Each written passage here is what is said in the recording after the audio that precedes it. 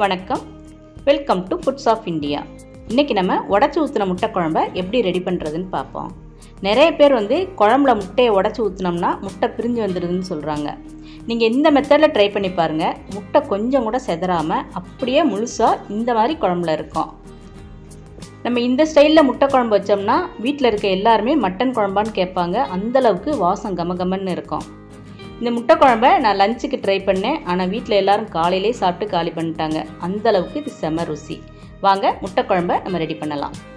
இந்த குழம்பு ரெடி பண்ணுறதுக்கு நான் 5 முட்டை எடுத்து வச்சுருக்கேன். முதல்ல முட்டையை நல்லா கழுவி சுத்தம் பண்ணி எடுத்து வச்சுப்போம். இப்போ இதுக்கு தேவையான இஞ்சி பூண்டை நம்ம அரைச்சி எடுத்துருவோம். நான் ஒரு சிறு துண்டு இஞ்சி 10 பல் பூண்டு எடுத்திருக்கேன். இதை ரொம்ப நைஸாக அரைக்காமல் கோர்ஸாக இந்த மாதிரி நம்ம அரைச்சி எடுத்துக்கணும். அதே மாதிரி தான் சின்ன வெங்காயமும். நான் ஒரு 15 பல் சின்ன வெங்காயம் எடுத்திருக்கேன். இதையும் நம்ம நைஸாக அரைக்காமல் கொஞ்சம் கோர்ஸாக அரைச்சி எடுத்துப்போம். வெங்காயத்தை பொடியாக நறுக்கி போடாமல் இந்த மாதிரி அரைச்சி போட்டோம்னா குழம்பு கொஞ்சம் திக்னஸ் கிடைக்கும். அடுத்து நம்ம தக்காளியையும் அரைச்சி எடுத்துப்போம். தக்காளியை அரைச்சும் போட்டுக்கலாம், அல்லது பொடியாக நறுக்கி நல்லா வதக்கியும் போட்டுக்கலாம். நான் இன்றைக்கி அரைச்சி போடுறேன்.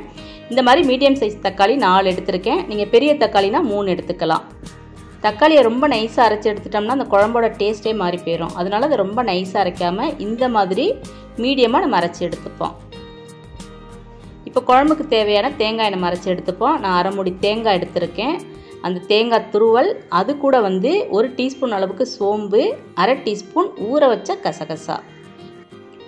இது கூட நம்ம கொஞ்சமாக தண்ணி ஊற்றி நல்லா நைஸாகவே அரைச்சி எடுத்துக்கலாம். இப்போ தேங்காயும் நம்ம அரைச்சி எடுத்தாச்சு. இப்போ அடுத்து நம்ம குழம்பு ரெடி பண்ணிடலாம்.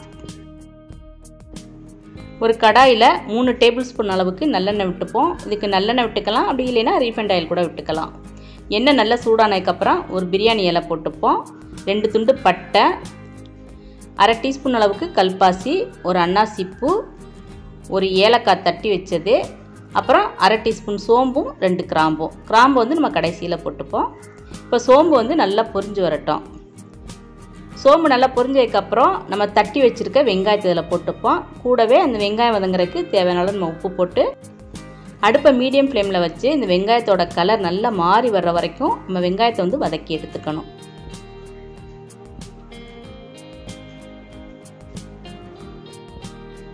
வெங்காயத்தை நம்ம எந்த அளவுக்கு கலர் மாறுற வரைக்கும் வதக்குறோமோ அந்த அளவுக்கு இந்த குழம்பு ரொம்ப டேஸ்ட் கொடுக்கும். இப்போ வெங்காயம் இந்த அளவுக்கு கலர் மாறினதுக்கப்புறம் நம்ம அரைச்சி வச்சுருக்க இஞ்சி பூண்டு பேஸ்ட்டை இதில் போட்டுக்கலாம். வாசத்துக்கு கொஞ்சமாக கறிவேப்பிலை போட்டுப்போம். இஞ்சி பூண்டு பேஸ்ட் பச்சை வாசம் போகிற வரைக்கும் நல்ல எண்ணெயில் வதக்கி எடுத்துக்கணும். இஞ்சி பூண்டு பச்சை வாசம் போனதுக்கப்புறம் 2 டீஸ்பூன் மிளகாத்தூள் போட்டுக்கணும். கடமிளகானா காரத்தை கொஞ்சம் குறைச்சி போட்டுக்கணும். இது கூடவே 3 டீஸ்பூன் தனி மல்லித்தூள் போட்டுப்போம். 1/2 டீஸ்பூன் மஞ்சள் தூள், 1/2 டீஸ்பூன் மிளகுத்தூள். முட்டை சேர்க்கறதுனால நம்ம மிளகு கட்டாயம் இதில் சேர்த்துக்கணும். இப்போ இது எல்லாத்தையும் எண்ணெயில் நம்ம நல்லா வதக்கி எடுத்துப்போம். இப்போ எண்ணெயில் நல்லா இந்த மாதிரி வதங்கினதுக்கப்புறம் 2 பச்சை மிளகாயை இந்த மாதிரி நறுக்கி போட்டுப்போம். இப்போ இது கூட நம்ம அரைச்சி வச்சுருக்க தக்காளி பேஸ்ட்டை இதில் ஊற்றிக்கலாம். இப்போ இது எல்லாத்தையும் நல்லா மிக்ஸ் பண்ணிப்போம்.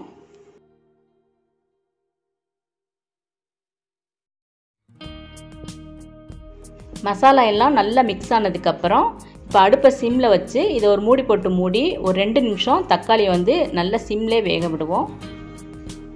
இப்போ 2 நிமிஷத்துக்கு அப்புறம் நம்ம மூடியை திறந்து பார்க்கலாம். தக்காளி எண்ணெயில் நல்லா வதங்கி அந்த எண்ணெய் பிரிஞ்சு வந்திருக்கும். இப்போ திருப்பியும் இதை நல்லா அந்த மாதிரி மிக்ஸ் பண்ணி விட்டுப்போம். இப்போ இது கூட நம்ம குழம்புக்கு தேவையான அளவு தண்ணி ஊற்றிக்கணும். நான் 1/2 கப் அளவுக்கு தண்ணி ஊற்றியிருக்கேன். இந்த முட்டை குழம்புக்கு தண்ணி கொஞ்சம் தாராளமாகவே ஊற்றிக்கலாம். ஏன்னா நம்ம முட்டையை உடச்சி ஊற்றும் போது அந்த வெள்ளைக்கரு இந்த தண்ணியில் கலந்து கொஞ்சம் குழம்பு கெட்டி கொடுத்துரும். இப்போ குழம்புக்கு தேவையான அளவு நம்ம உப்பு போட்டுக்கலாம். இப்போ தண்ணி ஊற்றுனதுக்கப்புறம் நம்ம திருப்பியும் மூடி போட்டு மூடி அடுப்பை ஃபுல் ஃப்ளேமில் வச்சு ஒரு 3 நிமிஷம் குழம்பை நல்லா கொதிக்க விடுவோம். 3 நிமிஷத்துக்கு அப்புறம் நம்ம மூடியை திறந்து பார்த்தோம்னா குழம்பு நல்லா எண்ணெய் பிரிஞ்சு வந்திருக்கும். இந்த டைம் நம்ம அரைச்சி வச்ச தேங்காய் பேஸ்ட்டை இதில் ஊற்றிக்கலாம். தேங்காய் கரைசல் நம்ம ஊற்றும் போதே குழம்பு நம்மளுக்கு எந்த அளவுக்கு தேவைன்னு நம்ம செக் பண்ணி பார்த்து தண்ணியை இப்போவே நம்ம ஊற்றிக்கணும். ஏன்னா முட்டை உடச்சி ஊற்றுனதுக்கப்புறம் நம்ம தண்ணி எதுவும் ஊற்றக்கூடாது. தேங்காய் அரைச்சி விட்டதுக்கப்புறம் குழம்பு ஒரு கொதி வர்ற வரைக்கும் இதை கொதிக்க விடணும். இப்போ இந்த மாதிரி ஒரு கொதி வந்துருச்சு. இப்போ நம்ம அடுப்பை சிம்மில் வச்சிடணும். இப்போ நம்ம வந்து எடுத்து வச்சுருக்க முட்டையை ஒன்றொன்னா உடச்சி ஊற்றிக்கணும். ஒரே இடத்துல உடச்சி ஊற்றிடக்கூடாது, ஒவ்வொரு இடத்துலையும் உடச்சி ஊற்றணும். இப்போ முட்டை குழம்பு வைக்கும்போது நம்ம இந்த மாதிரி அகலமான பாத்திரம் எடுத்துக்கிட்டோம்னா குழம்பு வைக்கிறது கொஞ்சம் ஈஸியாக இருக்கும்.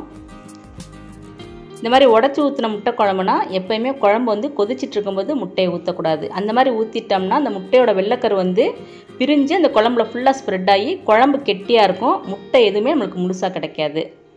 இந்த மாதிரி உடச்சி டைரெக்டாக ஊற்ற கஷ்டமாக இருக்குது அப்படின்னா நம்ம ஒவ்வொரு முட்டையும் ஒரு கிண்ணத்தில் ஊற்றி அதை கூட அதில் ஊற்றிக்கலாம்.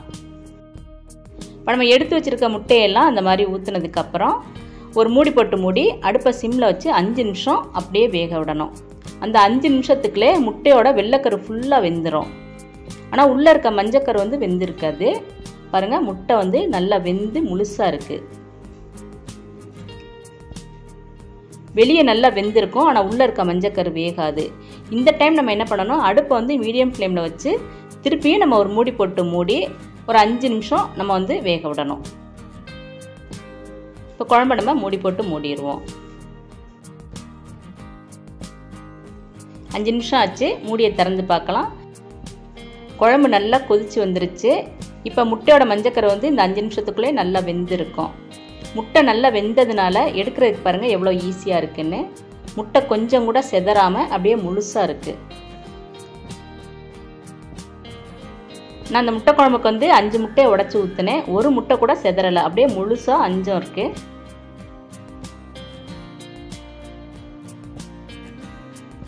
ஒரே வீட்டில் ஒருத்தவங்களுக்கு வந்து உடச்சி ஊற்றின முட்டை பிடிக்கும், ஒரு சில பேருக்கு வந்து அவிச்ச முட்டை பிடிக்கும். அந்த மாதிரி டைமில் நம்ம வந்து 3 முட்டையை உடச்சி ஊற்றிக்கலாம். 2 முட்டையை வந்து தனியாக அவிச்சு இந்த குழம்புல கீரி கூட போட்டுக்கலாம். அதுவும் நல்ல டேஸ்ட்டாக இருக்கும். இப்போ நம்மளோட முட்டை குழம்பு ரெடி ஆயிடுச்சு. இந்த டைம் வந்து நம்ம அடுப்பை ஆஃப் பண்ணிடலாம்.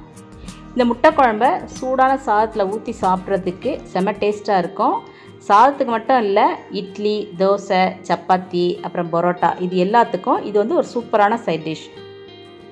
நம்ம மட்டன் குழம்பு ரெடி பண்ணுறதுனா நம்மளுக்கு ரொம்ப டைம் எடுத்துக்கும்.